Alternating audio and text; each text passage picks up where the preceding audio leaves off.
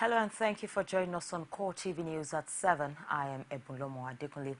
News reaching us indicates that a female suicide bomber has attacked a motor park in Damaturu, the Yobe state capital. The bomber, who according to eyewitnesses disguised as a passenger, boarded a bus with passengers in it and blew herself up, reportedly killing 8 other passengers. Police and other security agencies are said to have cordoned off the Mayan Tasha area of the city of Damaturu where the explosion occurred. The police have also confirmed the incident. The police in Kano State have confirmed the killing of 2 gunmen suspected to be Boko Haram members in Kibiya local government area of the state. The command's public relations officer, ASP Magaji Majia, confirmed the incident in an interview with newsmen in Kano. He said the incident occurred last Saturday afternoon about 5:30 p.m. when gunmen, numbering about 6, stormed the police station on 2 motorcycles, but the police repelled the attack. He added that one of the gunmen was killed during an exchange of fire, while the other was lynched by the community while trying to escape.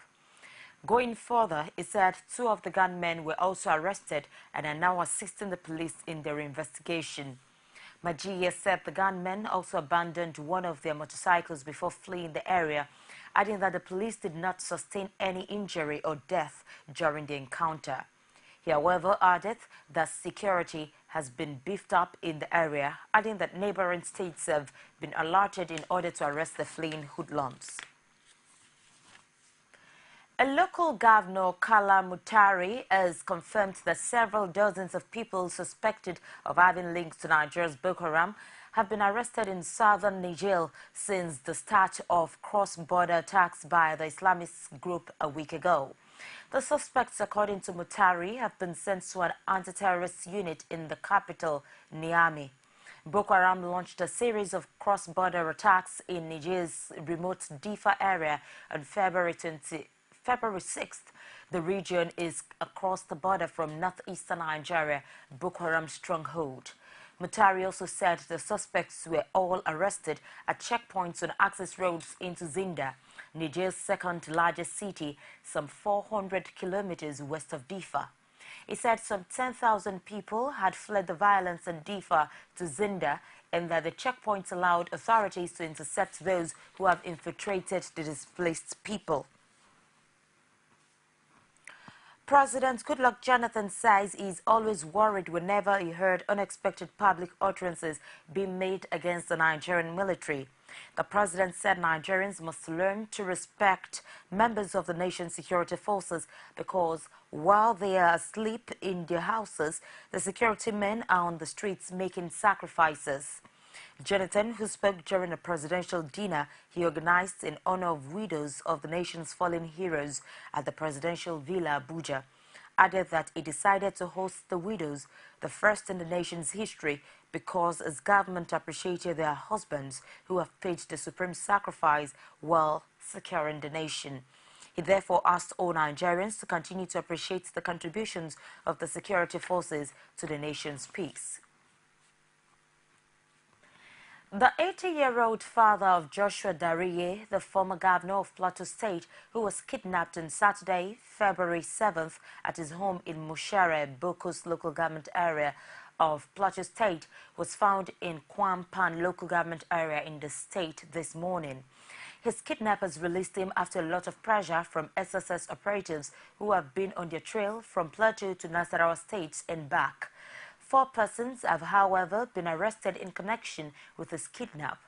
Defwang Dariye has since been handed over to his son, Joshua Dariye. According to police sources, no ransom was paid, though his abductors had demanded for a $10 million ransom for his release. The Zone 2 Police Command in Lagos State has declared 10 suspected bankers wanted over alleged 125.1 million naira scam. The command spokesman, Benga Adioye, who confirmed this in Lagos, said it is normal for the police to declare wanted anybody suspected of crime. According to him, the suspects now at large are being investigated over alleged forgery and obtaining money by false pretense.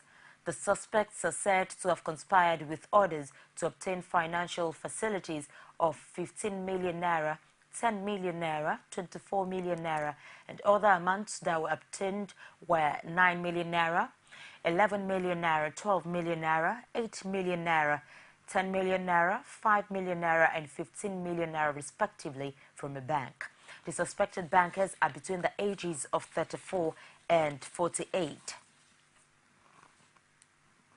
Governor Jonah Jang of Plateau State has made a case for death sentence for producers and marketers of harmful drugs in order to curtail the incidence of drug abuse across the country. Jang, who spoke through a representative at the passing out parade of 255 senior officers of basic course of NDLEA's Regional Academy for Drug Control in Jos. CoreTV News brings you this update on the story. The Governor, Jonah Jang, who spoke through the State Commissioner for Education, Comfort Piwuna, says the supreme prize is necessary to deter drug barons from their illicit trade that is destroying Nigerian youth and the larger society. Thank God the legal luminary is here. You look into it so that growers and distributors of this deadly poison will face the maximum sentence and let it be a death sentence. Anybody caught growing or distributing, he should just be sentenced to death. We are sure that that will be a lesson to other growers and distributors of this poison that is destroying our children.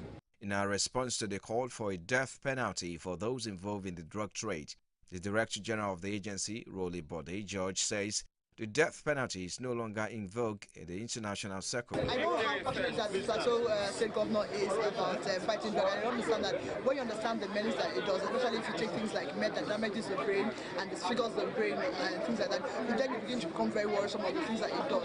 But we must abide by the fundamental human rights and the conventions that Nigeria has signed to, and we will look for stiff penalties for those offenders, drug offenders, but death penalty might not be the way to go for now, because that is no longer best international practices. We will look for stiffer sentences, but definitely not the death penalty. Chairman and the Chief Executive of the NDLEA, Amadu Giade, charged the officers to carry out their duties in strict compliance with the law.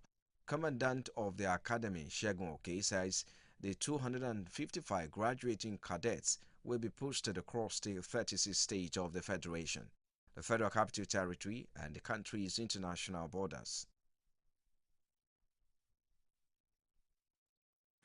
Former President Olusegun Obasanjo has accused President Goodluck Jonathan of nursing a sit-tight agenda in the postponement of the 2015 general elections. Obasanjo, who made this assertion while addressing journalists in Abeokuta, Ogun State, also compared President Jonathan's agenda to former Ivorian leader Laurent Gbagbo, currently on trial for war crimes, saying the president has a plan to scuttle the electoral process and cause chaos in the country, as was done by the former Ivorian leader. What again will look to me is that the president is trying to play Gbagbo. Gbagbo was the former president of Côte d'Ivoire. And Gbagbo made sure he postponed the election in his country until he was sure he will win. All reasonable persuasion and pleading was rebuffed by him. And he unleashed horror in that country until Nemesis caught up with him. I believe that we may be seeing a repeat of Gbagbo, or what I call Gbagbo saga, here in Nigeria. I hope not. He also described the postponement as a decision forced on the INEC chairman, saying it was a sad day for Nigerian democracy. It was a forced decision on the INEC because it was alleged that the security chiefs were unable to provide security. And as a result,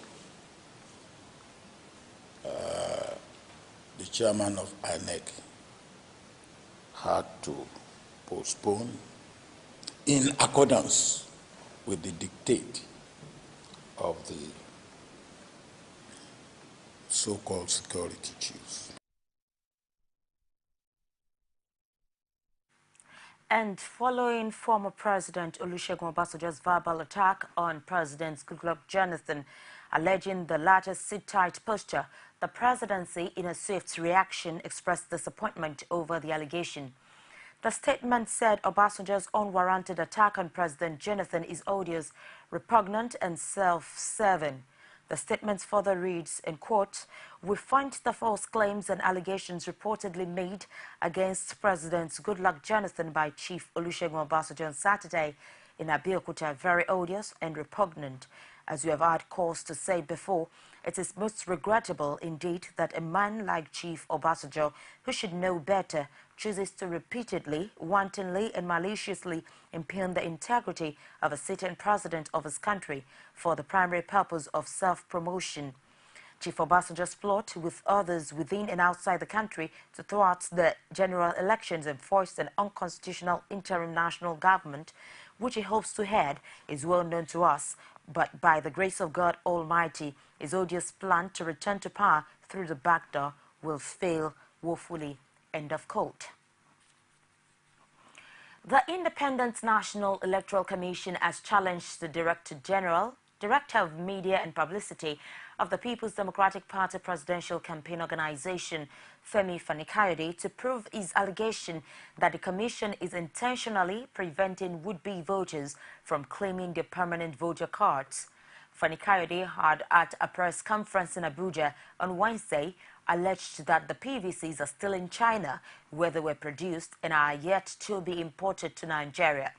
But the Chief Press Secretary to Jega Kayode says that the onus lies on Fani-Kayode to validate his claims.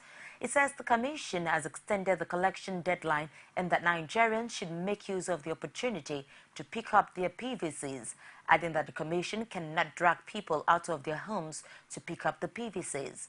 He also says anyone who does not pick up his or her PVC is the one responsible of disenfranchisement and not INEC.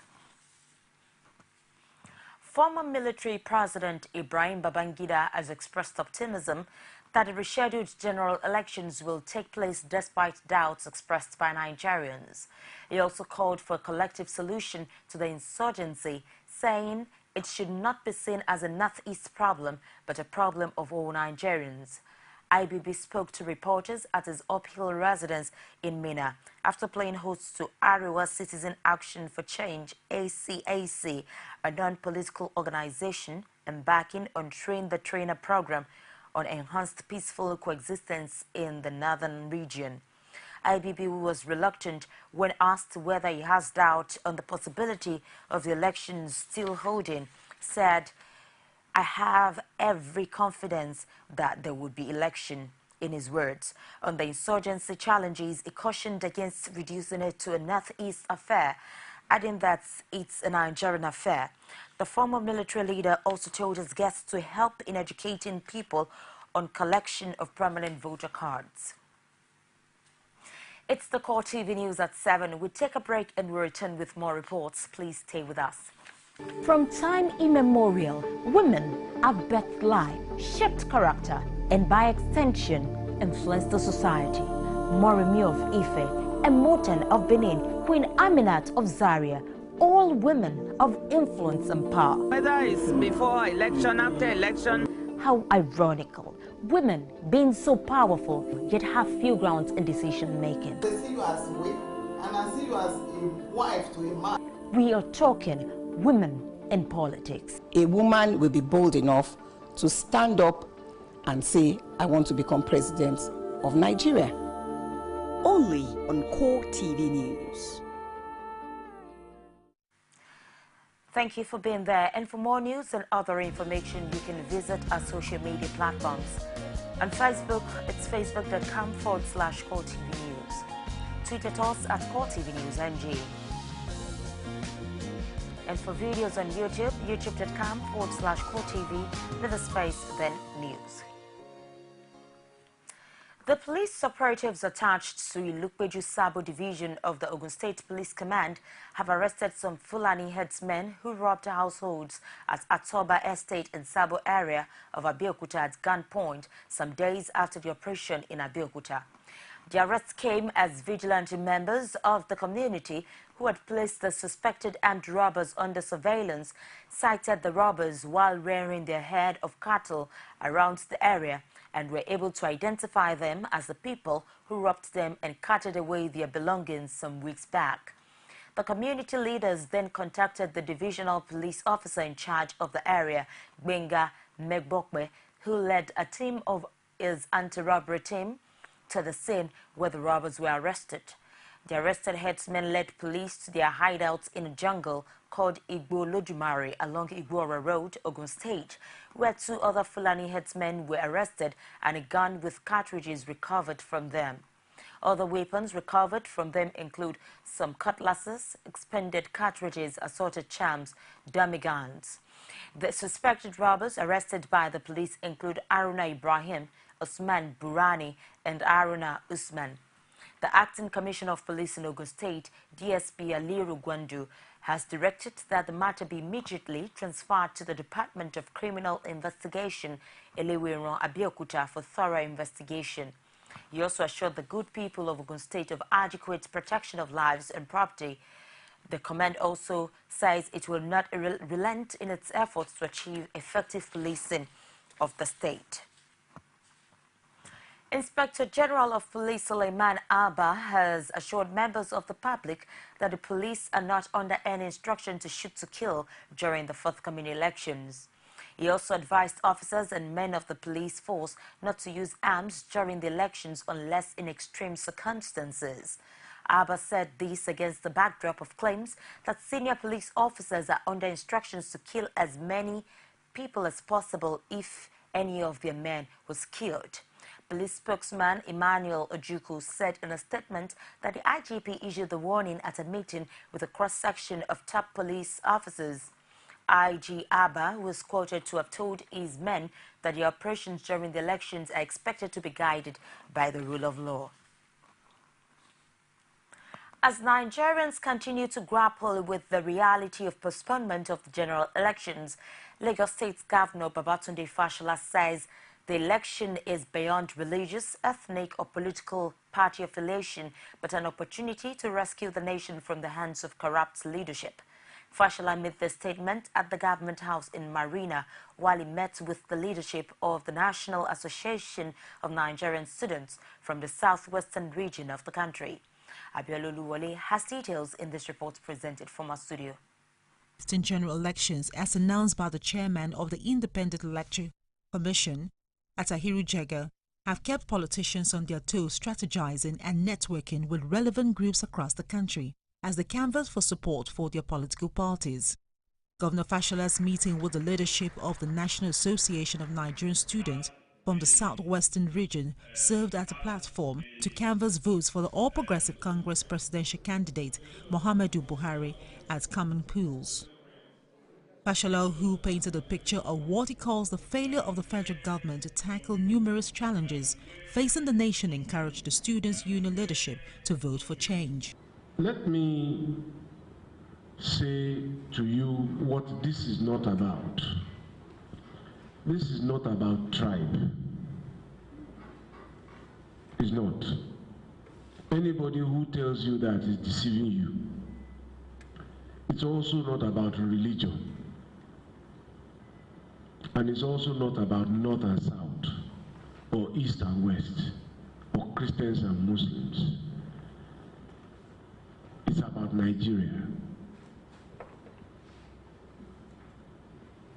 Understand that very clearly. It's about liberties and it's about choices. In their reactions, some student union leaders who spoke at the event say the postponement of the elections will serve as an opportunity for them to sensitize Nigerians on the need to vote APC in the coming elections. That General Buhari is far, far better than the president. And I know that the APC is a party of leaders that said something today and they stand by it. They don't just promise and promise and promise. They can change the date, they can postpone the election, but the change must come. The power of the people at the top obviously is overpowering the power of we here. But we are standing here to say that come March, that the power of the people will be more than the people in power. As political gladiators strategize to gain upper hands over their opponents, all what Nigerians are seeking, according to political analysts, is good governance. The Edo State Resident Electoral Commissioner Mike Igini has once again engaged representatives of the various political parties ahead of the 2015 general elections as it gives updates of the Commission's activities in the state. Igini, while speaking at the session, he disclosed the total number of registered voters in the state as 1.7 million, with less than 1.2 million picked up so far. Our correspondent filed in this report. In an attempt to make the activities of INEC transparent in the state, the Edo State Electoral Commissioner Mike Igini has chosen to update political parties on the operations of the Commission following the 6-week postponement of the elections and the ongoing distribution of permanent voter cards, PVCs, in the state. On the 13th of January, we in Edo State EDG, or those who live in Edo State, we have distributed, as at 2 days ago, a total of 1,087,203. 1,087,203. What is left for distribution apart from the CVR is 449,431. He further maintained that the Commission would need about 15,571 persons as staff to help conduct the election in the state, as against its 300 staff members currently on ground. Total staff strength nationwide is about 13,000. But for this election, we are going to engage well over 900,000 people. Out of 13,000 plus that we have in INEC, those who will be engaged in electoral activities are very few. In Edo State, we are just about 339 staff.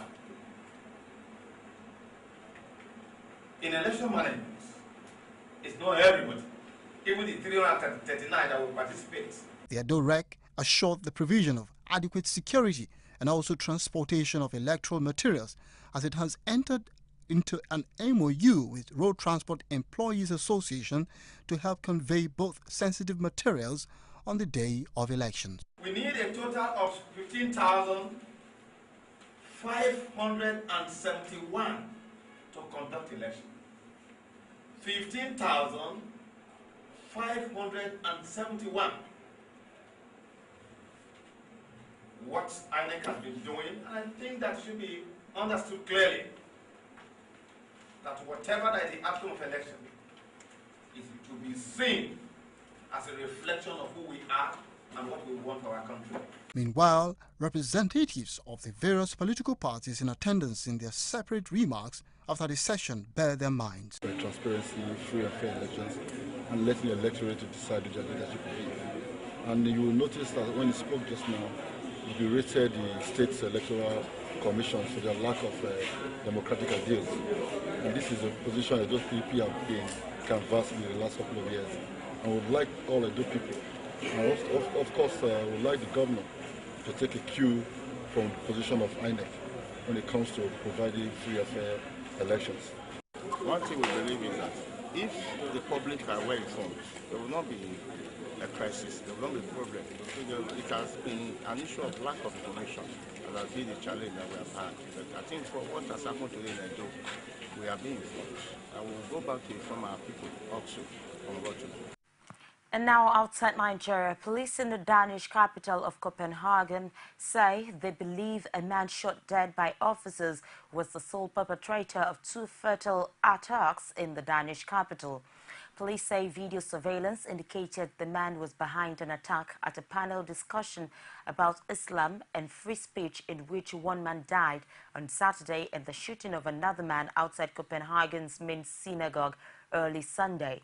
Lars Vilks, the Swedish cartoonist whose controversial caricatures of the Prophet Muhammad sparked worldwide protests in 2007, has been among the speakers at the CoreTV Cultural Center when a man opened fire.